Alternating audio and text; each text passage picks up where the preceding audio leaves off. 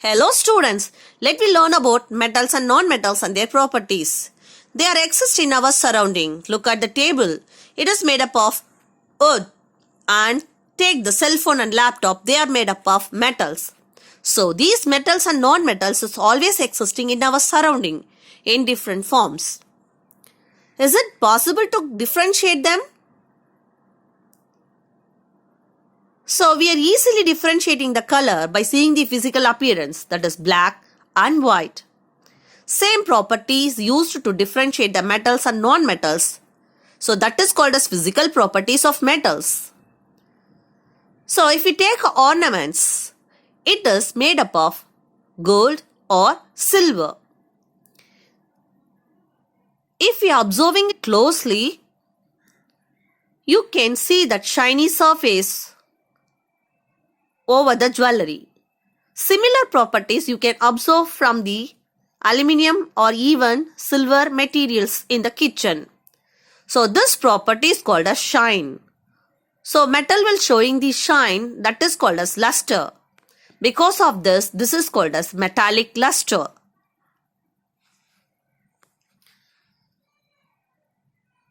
Think of if an object falls down from the table, if it not breaks because it is made up of metal. So metals are hard. It will never breaks. It can be changed into plate. Think if a gold plate is thin, it is easily breakable because of small pressure. So aluminium sheet, copper sheet, zinc shields are formed due to hammering the materials. So this property of changing sheet is called as, or that is called as, the metals can be beaten into sheets. That is the property of malleability. So malleability is one of the property of the metal. So already we have seen it is the luster and also malleability. So this metals can be drawn into wire. So that's why copper and golds are used to change into wire for making jewelry. So this property is called as ductility of the metals. This is also amazing property of the metal. So think of a single gram of gold can be changed into 2 kilometers of wire. It's an amazing fact to know.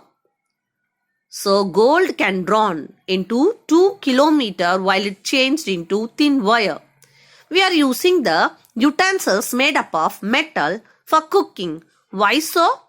Because this utensils transforming the heat energy throughout the surface. So metal is a good conductor of heat. That's why we are using metals for cooking food.